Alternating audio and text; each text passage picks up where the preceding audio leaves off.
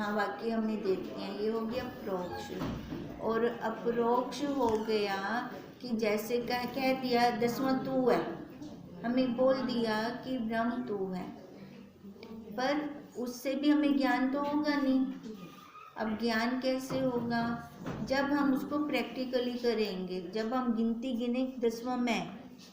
अब ऐसी अनुभूति हो हमें वेदांत के अंदर कि वही ब्रह्म मैं हूँ, तब जाके ये सद अपरोक्ष होगा। और जब सद अपरोक्ष होता है तभी दुखों की निवृत्ति होती है।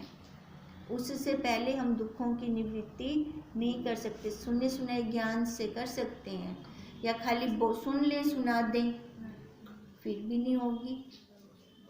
जब अपने अंदर धारण होगा, अपनी अनुभूति होगी उस चीज की, फिर दुखों की निवृत्ति होती है। अब इसलिए कहते हैं वेदांत। वेदांत को पहले हम अच्छी तरह से समझें कि वेदांत क्या है। वेदांत का ज्ञान साधन करके चावल पकाने जैसा नहीं है। जैसे चावल का एक दाना देख लेते हैं ना, पक गया, ऐसा नहीं है।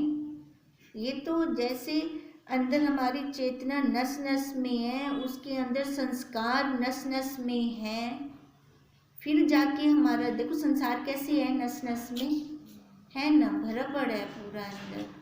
अब ऐसे जब ये वाला संस्कार भर जाए हमारे नस नस के अंदर, अंदर तरलता रूप से पूरे उसमें फैल जाए, श्वास श्वास की ध्वनि हमारी चल पड़े।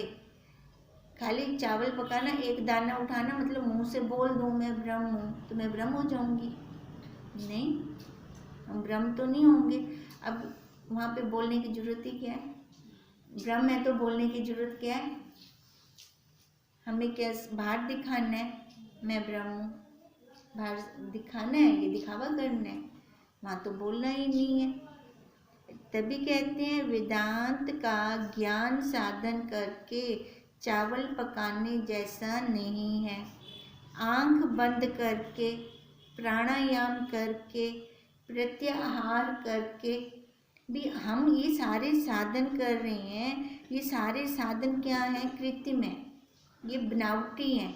ये बनावटी स्थिति बनाना है हमारी। हम जो ये साधन करते हैं, यह राम है, ये ईश्वर है, ये कृष्ण जी हैं, ये शिव हैं, ये ऐसी अलग अलग शक्ल सूरत का ध्यान करके हम ईश्वर के ध्यान में तो बैठते हैं। ये ध्यान करके तो बैठते हैं, ओम का ध्यान करके बैठे, ये कुछ भी करके बैठे, पर कहते हैं वेदांत ये नहीं है, वेदांत ये नहीं है। वेदांत अब हमें कहाँ बिठा रहे हैं कि हमारी वो धारणा बन जाए,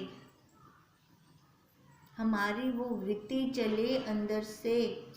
अब चलना भी नहीं चाहिए वैसे तो, ये तो बोलने के लिए आ रहा है, चले हमारी वृत्ति चले, उसमें तो बोलना ही नहीं है। अब जैसे मैं पत्नी हूँ, मैं बोलती हूँ, मैं माँ हूँ, मैं बोलती हूँ, पर कितने अंदर गहरे मन तक है ये छाप, है ना अंदर छाप। अब कहते हैं ऐसे ही गहरे मन के अंदर हो। वेदांत माने जैसे हम किसी चीज को देखते हैं, हमारे सामने कितना प्रत्यक्ष दिखता है हमें, ऐसे किसी चीज को देखना। हमारा होना अप्रोक्ष है। जैसे हम किसी भी चीज को देख रहे हैं तो वो अप्रोक्ष है ना। कहते हैं ऐसी इस वेदांत का भी अप्रोक्ष हो, जो ये जागृत में, स्वप्न में, सुषुप्ति में हमें कैसे अप्रोक्ष ज्ञान करवाता है। अब जागृत, स्वप्न, सुषुप्ति, इसका अनुभव मैं स्वयं करती हूँ, है ना। आपको थोड़ी पता है, चाहे आप साथ में भी सोए हुए हो, पता है कि स्वप्न में है हम, क्या फील चल रहा है अंदर, क्या अनुभूति हो रही है हमें, या गहरी नींद है भी, मेरे को कुछ भी नहीं पता। कहते हैं पर इस सब की अनुभूति हम खुद करते हैं। हम वो खुद कैसे करते हैं? अद्वितीयता से। अद्वितीय है ना ब्रह्म, वो उसके जैसा दूसरा नहीं है, तो इसलिए तो साथ वाले को नहीं पता चलता।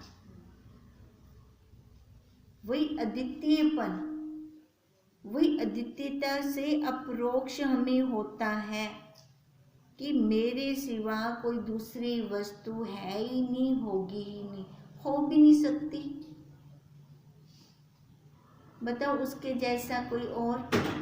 सारा तो वो है, सारा तो वो है। उनके वर्ग क्या किमें थी वे कोई दो हो तो हम कंपैरिजन करें।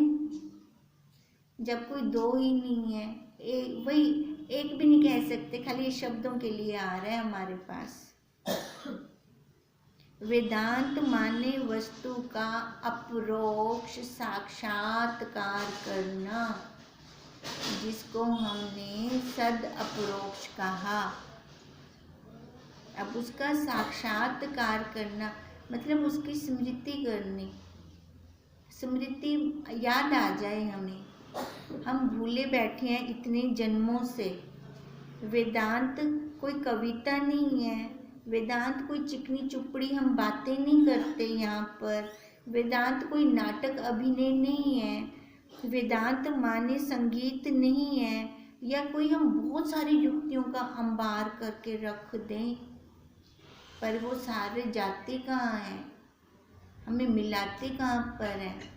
जैसे एक गंगा नदी जा रही है, गंगा नदी से हम अलग अलग बहुत सारी नदियाँ निकाल दें, पर हैं तो वो सारी वही हैं, तो सारी गंगा नदी ही है ना। चाहे वो छोटी छोटी कितनी सारी हम छोटी नदियाँ बना दें, उसकी हम कहती है जितनी हम छोटी छोटी युक्तियाँ बना देते हैं, ये युक्तियाँ खाली इसलिए हैं कि हम वहाँ पे पहुँच सकें, उसको समझ सकें, क्योंकि समझ को बढ़ाना है हमें।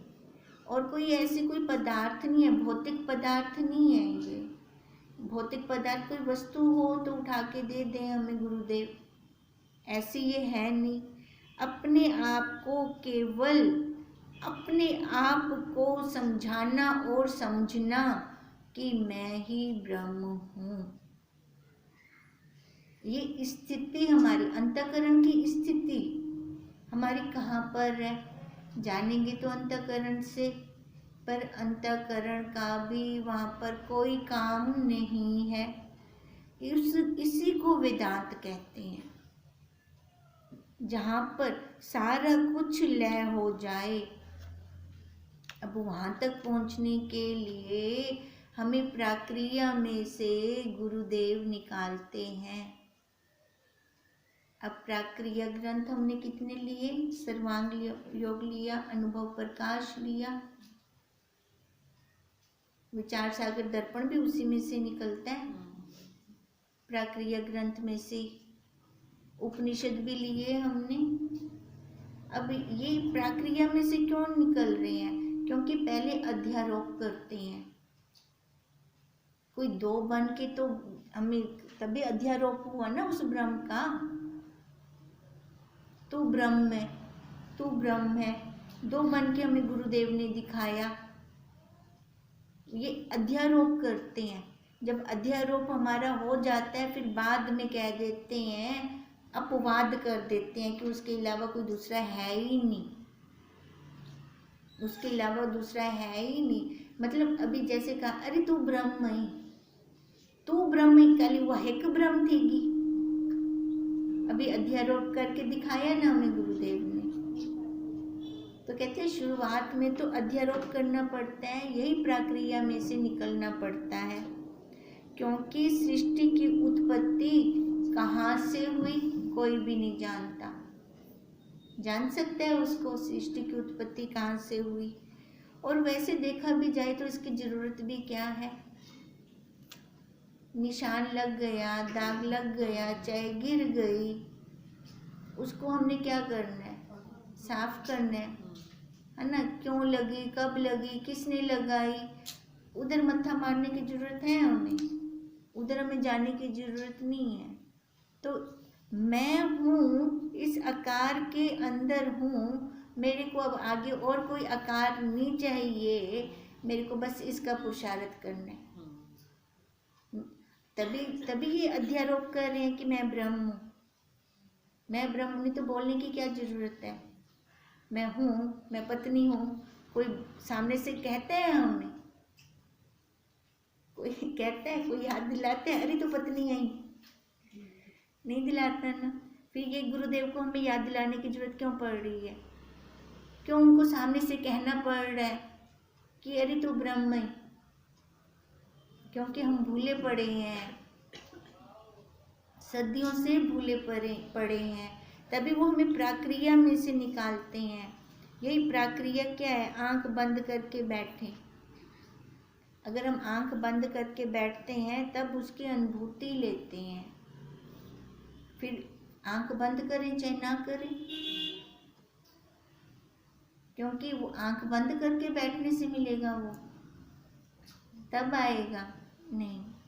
पहले तो हमें उसकी अनुभूति लेनी पड़ेगी, उसके बाद वो अनुभूति लेकर उसको अपना प्रैक्टिकल अपना बनाना पड़ेगा। देखो कैसी विचित्र बातें हो रही हैं। जरा हे मेरा तुमको आग दीपिया अपना बनाना पोसे, मतलब वो मेरा है, मैं ही हूँ को अपना कहने बनाया। यही मतलब अर्थ हुआ ना इस बात का। तो वो तो हमेशा कह रहा है मैं तेरा हूँ, तो क्या हमने उसको अपना बना लिया? नहीं। हम किसको बना रहे हैं अपना? विषयों को, संसार को। तभी उसको हमें बार बार याद कराना पड़ रहा है मैं तेरा हूँ, मैं तेरा हूँ। इसलिए याद कराता है क्योंकि विषय ना कभी हमारा साथ नहीं निभाते, संसार कभी हमारा साथ नहीं निभाता, ठोकर मार के जाता है हमें। जो ठोकर मार के जाता है तो उधर से वो कह रहा हो कि मैं तेरा हूँ, जो सहानुभूति दे रहा हो, फिर तो अपने आप उसके कंधे पे सिर रखा जाता है, अपने आप वहाँ मोड़ा जाता है। अब यही गुरुदेव हमें कह रहे हैं। नहीं तो फिर हमें बताने की भी क्या जरूरत है? बोलकर बताने की हमें क्या जरूरत है? हमारे वेदांतियों ने तो बहुत बढ़िया इसका निरूपण किया है। वेदांत का स्वाध्याय तो करें हम। अब उन्होंने तो कर दिया निरूपण। अब जैसे कहते हैं ना, चाहे ब्रह्मा विष्णु महेश भी हमें सुनाकर चले जाएं, जब तक मेरी खुद की जिज्ञासा नहीं होगी मैं तब तक नहीं ले पाऊंगी वो ज्ञान। मेरा प्रश्न होगा ना तभी मैं उसका आंसर ढूंढूंगी। अब प्रश्न बने अच्छी बात है ना, क्योंकि आंसर यही लेना है कि मैंने और जन्म नहीं लेना। अब तभी कहते हैं विद्यार्थियों ने तो बहुत अच्छा निरूपण कर दिया, तो हमने क्या अपना स्वाध्याय किया? अब स्वाध्याय क्या? एक तो स्वाध्याय अपना शास्त्र लेकर स्वाध्याय करना, एक इसको कहते हैं, और एक स्वाध्याय होता है कि सबका ध्याय करना।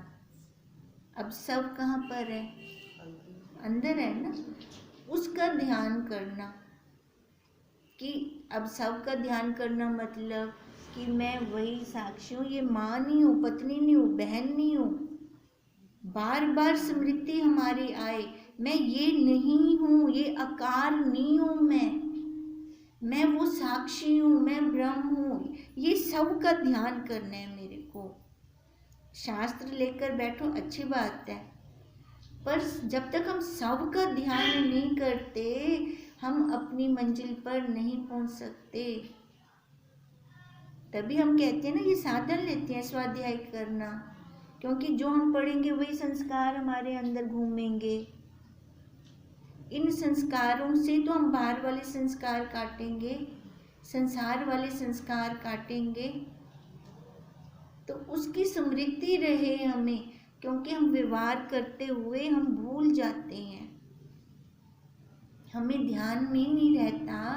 हम वही आकार बन के बैठ, सामने जैसा दृश्य आया ना वैसा हम आकार बन गए, वैसे के वैसे हम हो गए। तभी हमें बार बार स्मृति देते हैं गुरुदेव। कहते हैं ये स्मृति गुरुदेव हमें कैसे देंगे? शब्द के द्वारा, और कोई साधन नहीं है हमें स्मृति दिलवाने का। हम कैसे लें स्मृति उसकी? शब्द के द्वारा। शब्द जो कुछ होता है बोलना तो विशेष आकार, मतलब जो अल्फाबेटिक्स हम बोलते हैं उसका विशेष प्रकार से गले में से, हमारे कंठ में से, तालु के आघात से एक विशेष प्रकार की हरकत होती है, हरकत होकर वो शब्द मुंह में से बाहर निकलते हैं। अब कहते हैं वो तो सारा ठीक है, पर जो वो महावाक्य देते हैं उसका हमें अर्थ लेना होता है। तभी स्वामी जी बार बार कहते थे ना, अर्थ को लेना, अर्थ को लेना। खाली हमने उन शब्दों को नहीं पकड़ना, शब्द पकड़ेंगे तो हमारा कुछ नहीं होगा। अब मैं देह नहीं हूँ तो इसका अर्थ लूंगी मैं। एक का नेति किया, एक को आगे लेकर आए, है ना, अर्थ लिया ना इसका। उसके ऊपर मैंने किंतु परंतु तो नहीं की, बहस तो नहीं की। कहते हैं अपनी बुद्धि को भी हम साइड पे कर दें, क्योंकि अपनी बुद्धि के साथ हम अपने संसार वाली चालाकी को लेकर आते हैं। संसार में भले मैं चतुर हूँ, बहुत चालाक हूँ, गुरुदेव कहते हैं चूल्हे पड़े ऐसी चतुराई जो किसी काम ना आई, काम ना आई, बिल्कुल ना आई। क्यों? मैं अपने जन्म मरण तो काट नहीं सकी। जब तक ये जन्म मरण हमारा खत्म नहीं आता तो ऐसी चतुराई का भी क्या करेंगे? पूरे संसार को इकट्ठा कर लें, सारे संसार वाले कह दें बहुत ज्ञानी है, बहुत ध्यानी है, बहुत अच्छे से संभालती है घर को, वो कोई काम का है क्या? लेप हमने अपना एक और बढ़ा दिया।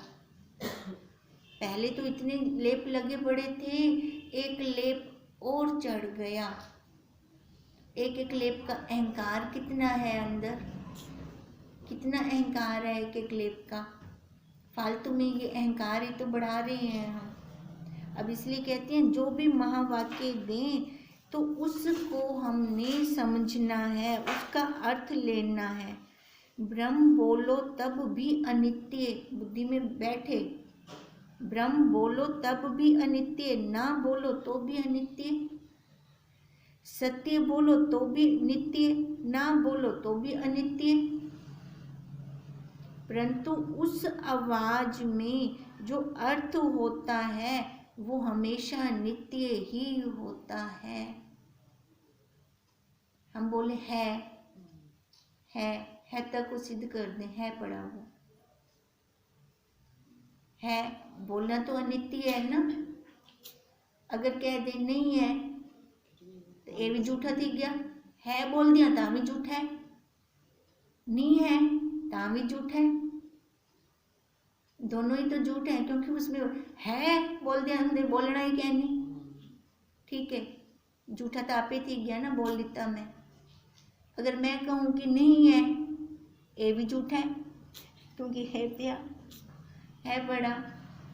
अब अर्थ क्या लिया फिर हमने कि वहाँ पर कोई शब्द नहीं है, हम शब्दों के द्वारा उसको नहीं ला सकते। तभी गुरुदेव हमें कह रहे हैं मौन होकर हम उसको अनुभूति लें, गूंगे की मिठाई का, तभी उसको उपाधि देते हैं गूंगे की मिठाई है। बोलना नहीं है हमें, बोलकर नहीं बताना। पर ये भी फैक्ट है कि जब तक हम बोलते नहीं हमें समझ नहीं आएगा। अब ऐसे गुरुदेव नाम वाक्य देते तो हम कैसे समझते, समझ में ना आता ना। अब इसलिए गुरुदेव कहते हैं अंतःकरण से तो हम बैठे जुड़कर, बुद्धि से बैठे जुड़कर, पर ये ध्यान में रहे कि ये एक साधन है, उस साधन को मंजिल नहीं समझना। बार बार हमें गुरुदेव उसकी याद दिलवाते हैं, जो है बोलो तो भी झूठा है, ना बोलो तो भी झूठा है। परंतु है और ना ये दोनों नहीं है और ना उसमें है, नहीं है ना उसमें। यह भी बोल के समझाना पड़ेगा। देखो ये भी बोल के समझाना पड़ेगा। फिर कहते हैं जो ये बोल के समझाते हैं तो फिर कहते हैं हम कि तब हमारा मुंह क्यों बंद करते हो, अपना ही मुंह बंद कर लो। अभी वो भी तो शानदार बैठे ना। हाँ बिल्कुल, हाँ पता है, कैसे पता लगेगा। अब वो साधक कह रहा है भी हमारा मुंह जो बंद करवाते हो, अपना ही मुंह बंद कर दो, कुछ है ही नहीं। तो फिर हम समझेंगे कैसे, है ना। हम समझ ही नहीं सकते उसको।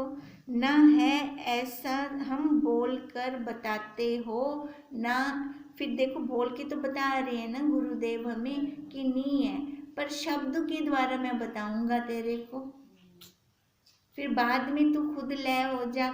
हमारे लिए तो बोलने वाले गुरुदेव अच्छे हैं ना, है ना, जो जिन्होंने खुद अनुभूति कर ली, खुद अनुभव करके मौन लेके बैठ जाएं, वहां से हम जैसों का उद्धार कैसे होगा फिर। एक बार कोई भी संसार का काम भी एक बार हाथ से निकल जाए, ऐसे हमारे दिमाग में पढ़ के बंद हो जाए पहले, तो वही एक बार तो पूरी अनुभूति हो जाए ना, पूरी अनुभूति होके फिर हम उसको छोड़ दें, तभी इसकी, इसलिए गुरुदेव कहते हैं कि यह बताने का एक इशारा है, एक संकेत है। उसमें यह बात बताई कि वेदांत एक साधन है, एक प्रमाण दे दिया उसने। अब प्रमाण हमने कहीं बाहर से लिया, जैसे आंख का रूप प्रमाण है ना, रूप है तो आंख है, शब्द है तो कान है। अब ऐसे ही ज्ञान वेदांत, ये एक साधन बन गया वेदांत ज्ञान लेने का, ठीक है। इससे फिर वहाँ पे रुकना नहीं है। तभी गीता में कृष्ण जी बार बार कहते हैं, जब ये तेरी बुद्धि अज्ञान तैर जाएगी तब सुना हुआ सब भूल जाएगा। तब ये हम सारा भूल जाएंगे, जब अज्ञान तैर गई बुद्धि। दूजा यही कहना भाई, कुछ दूजे को होता है याद किता वने, क्यों मत्था पची मारी वने, इतनी है ही नहीं जब कोई और। तो फिर यही देखो, तभी हम कहते हैं जब साधन की अति होती है ना, तो साधन अपने आप ही छूट जाता है, हमें छोड़ना नहीं पड़ता वो साधन को फिर। पर साधन की अति होगी तब छूटेगा। साधन से तो ये स्टेप बाय स्टेप चलते हैं, तब जाके ये विद्या अंदर रुकती है, क्योंकि पहले अंतःकरण साफ करना है। शुद्ध अंतःकरण के अंदर ये ब्रह्म विद्या पनपती है, नहीं तो भाग जाती है, रुकती ही नहीं है वो। तो ये अंतःकरण साफ कैसे होगा? साधनों से ही तो साफ होगा। या तो पिछली कमाई हो हमारी इतनी, शुरू से शुद्ध अंतःकरण लेके आए, अब सीधा वस्तु में, बर्तन में वस्तु डालें गुरुदेव, हमारी टिक जाए कहीं ना जाए।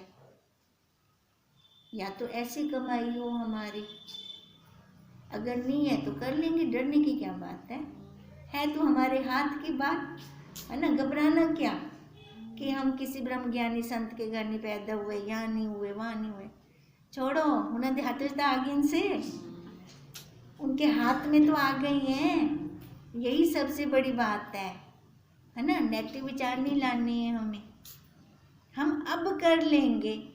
अब क्या कमी है क्या हमारे पास? कोई कमी नहीं है अब हमारे पास।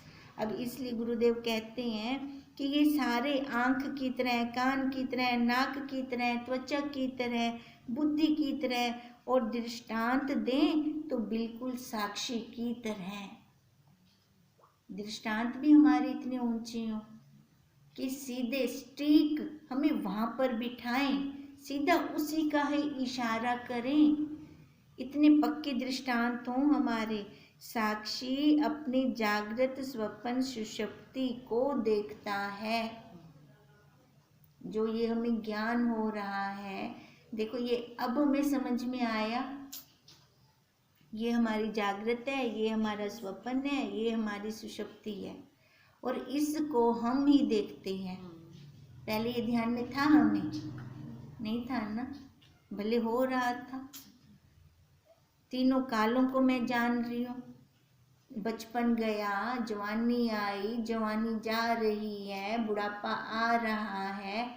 ये ऐसे उन्होंने हमारे सामने महावाक्य बोले, तभी तो मैं ये जानने लगी, नहीं तो ये प्रक्रिया तो हो ही रही थी शरीर से, पर ये समझ ही नहीं थी इवे में थिंदा पे, है ना। ये सामने से हमें गुरुदेव ने बताया, तो मैं रुकी भी, क्या बोल रही हैं। हम समझते हैं ना एक एक चीज को बुद्धि से, तो जब मैंने समझा फिर लगा वाकई ये तो जा रहा है सारा। पर जो नहीं गया वो बचपन की स्मृति भी मेरे को जो अभी दे रहा है वो तक है पिया ना। उन्हें तो मेरा साथ है नहीं छोड़िया, ये शरीर ते शरीर वालिया ने मेरा साथ छोड़े। अब जो जानने वाला होता है उसे हम अनित्य कहते हैं, नित्य नहीं कहते। अनित्य मतलब झूठ, आने जाने वाला झूठ ही है। जो टिक जाए, एक रस बैठ जाए, वो हो गया नित्य। और वो नित्य मैं उसकी अनुभूति करती हूँ, नित्य की रोज करती हूँ, सुबह से करती हूँ, रात को उसी में ही लय हो जाती हूँ। देखें हम अपनी क्रिया को कैसे हम सुबह सुबह रोज उसकी अनुभूति। कौन बिठाता है, आंखें बंद हैं, चप्पल सीधी है कि उल्टी, लाइट कहनी, अंधेरा है कमरे विच, कौन बताता है हमें। खाली थोड़ी सी आंख खुलती है, कैसे सारे संस्कार ऊपर ला के खड़ा कर देता है, कैसे पूरे इंद्रियों की गंदगी एक एक दरवाजे के आगे ला के खड़ा कर देता है। इंदा मतलब वो रात को भी नहीं सोता, उन्हें में कुछ मार देता है पर वो खुद कह नहीं सोया, खुद उन्हें अंदर कार्रवाई की है। सबको साफ करके गंदगी को बाहर एक एक दरवाजे के आगे लाकर खड़ा कर दिया है उसने। कोई तो है अंदर, इतनी अनुभूति तो करवा दी। अब कहते हैं जो वो अंदर है ना वही साक्षी, असल में वही है तू। ये ऊपर उसका चौखटा बना दिया है, उसके रहने का घर बना दिया है, और ये घर कर्मों के अनुसार मिला है। जैसे कर्म किए ना वैसा चौखटा दे दिया, ऐसे ही घर में पैदा कर दिया। कहते हैं अब ये तो समझ में आ गया कि कर्मों की सृष्टि है, कर्मजन्य सृष्टि है, चल रही है हमारी, हम सबकी चल रही है। तो अब ये भी समझ में है कि अब आगे कैसे होना चाहिए, क्योंकि जिस आकार में जो भी बैठे है ना सुखी नहीं है, इतना तो गारंटी है। जिस आकार में कोई भी बैठा है, आगे कैसे होना चाहिए, कैसे भी आगे चलने ना। अब पीछे वाले कर्मों को तो देख के हम कह रहे हैं जिस भी आकार में कोई भी है वो सुखी नहीं है, क्योंकि वो कर्मों से ही ये आकार लिए बैठे हैं हम सारे। अब आगे वाली पिक्चर कैसे होनी चाहिए हमारी, तो उसके लिए कर्मों को सुधारना है। फिर मेन बात तो ये आ गई कि कर्मों को सुधारना है। और अगर मैं चाहती हूँ कि मेरे को आगे कोई आकार नहीं चाहिए, तो वहाँ कर्मों को लय करना है, वहाँ पे कर्मों को ख़त्म करना है हमें। अब वो ख़त्म भी हम कर सकते हैं, वो भी हमारे हाथ में है। तो उसके लिए मतलब आगे कोई कर्म नहीं बनाने, पीछे जो बन गए सो बन गए। कृष्ण जी ने घंटी उठा ली, मैं तेरे ज्ञान नाल सारे कर्म कट देसा, तो एक मेरी मेरी बनवन यूँ मेरी धुन छानने से, ठीक है ना। तो उसकी हम धुन छान लें, संसार दी धुन छाऊं, उससे अच्छा तो उसकी छान लें धुन। उसकी गारंटी सच्ची और पक्की तो है, संसारियों की कोई गारंटी सच्ची और पक्की है नहीं। वो तो मिनट मिनट में बदल जाते हैं, पल पल में बदल जाते हैं, उनका कोई गारंटी नहीं है। भगवान जी की पक्की और सच्ची गारंटी है।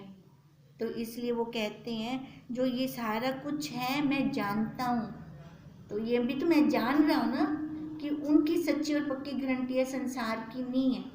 कहते जो ये जन्माता है इसी को वेदांत प्रमाण अपने आप को ब्रह्म देखने का औजार कहते हैं, क्योंकि वो ज्ञान स्वरूप है। उसको हम सत्य चित्त आनंद रूप बोलते हैं। चित्त मतलब जानना, जो हमें जन्मा रहा है। कहते हैं वही वेदांत एक औजार हो गया। ये समझ हमें वेदांत से आई ना अपने आप को जानने की, नहीं तो मैं तो नहीं जानती थी कि मेरे बचपन भी गया और पर मैं उसको अब भी जान रही हूँ। शब्दों के द्वारा बोलकर गुरुदेव ने हमें बताया तो लगा वाकई सच्ची बात है। मैं जान रही हूँ अपने बचपन की सहेलियों को, बचपन की स्मृतियाँ हैं, पर बचपन वाला शरीर तो नहीं है ना, बचपन वाले वो हाथ पैर आकार भी नहीं है, कुछ भी नहीं है, पर वो स्मृतियों को कौन जनवा रहा है, क्योंकि वो जानने रूप वाला नहीं बदला, वो वैसा का वैसा है। इसलिए कहते हैं ये क्या है, एक औजार है। जैसे दूरबीन लगाकर हम दूर की वस्तुओं को देखते हैं, और अगर बहुत ज़्यादा छोटी है छोटी वस्तु है, जैसे अणु घूम है, तो उसके लिए और ज़्यादा हम सूक्ष्म लेंस लगाते हैं। ऐसे ही जो अपनी साक्षी को जानना है तो ये वेदांत रूपी लेंस लगाते हैं हम। ये वेदांत वाला लेंस लगाकर हम उसको देखते हैं, सूक्ष्म को देखते हैं। कुछ वस्तु तो नहीं है ना बाहर पड़ी है, ऐसे उठा के कोई मेरे को दिखा देगा भी ये मेरे प्रत्यक्ष हो गया। जैसे ये पेंसिल है, ये गीता है, ये प्रत्यक्ष हमें दिख रही है। ऐसे तो अनुभव नहीं कर सकते हम, क्योंकि वो निराकार है। अब निराकार को निराकार से ही जाना जाएगा, सूक्ष्म को सूक्ष्मता से ही हम जान सकते हैं। उस सूक्ष्म को मैं कहूँ कि मैं स्थूल से जानूं, एक्सीडेंट होते हैं फिर हमारे, फिर वो एक्सीडेंट होते हैं क्योंकि सही नहीं है ना, सेम सेम होना चाहिए, तब हम सही जान पाएंगे। कहते हैं इसलिए वेदांत में यदि कोई कहे आओ ब्रह्म का ध्यान करें तो ठीक है, ब्रह्म में ध्येय तत्व का आरोप समझना चाहिए। पर हमें कहते हैं कोई हमें कह दे कि आओ हम ब्रह्म का ध्यान करें, कह तो इतनी बात तो ठीक है, पर ये हमें समझना चाहिए कि उसमें ध्यान, ध्येय और ध्याता, ये त्रिपुटी है ना, हम ध्येय का ध्यान कर रहे हैं, मतलब उसके ऊपर आरोप कर रहे हैं, वृत्ति से हम उसको पकड़ रहे हैं। क्यों पकड़ रहे हैं? जबकि मैं खुद ना, ये आओ हम ब्रह्म का ध्यान करें, आरोप लगाया ना, आरोप किया ना, क्योंकि मैं तो खुद हूँ ब्रह्म। पर नहीं समझ, तभी हम कह रहे हैं आओ ब्रह्म का ध्यान करें। कहते हैं अगर कोई हमें कहता है आओ ब्रह्म का ध्यान करें, ये बात समझ में तो आ जाए, पर बुद्धि में ये बैठे कि उसका आरोप किया जा रहा है। ये छोटी छोटी बरीकियां, मोटे मोटे रिंडता निकल गए, अब छोटी छोटी दुखी हैं, छोटे छोटे लिखे हैं, तो उसके लिए और ज़्यादा लिखों के लिए कैसे तेज नज़र चाहिए। कहते हैं कल तेरे धूप में बैठे देख रहे सा, कहते हैं ना, क्योंकि सूक्ष्मता छोटी है ना वो। अब ऐसी ये सूक्ष्म वाली हमें बता रहे हैं, बरीकी वाली बातें बता रही हैं, वही महावाक्य हमें दे रहे हैं कि आओ ब्रह्म का ध्यान करें, वो तो ठीक है, पर ये बुद्धि में बैठे कि अभी उसका अध्यारोप किया जा रहा है।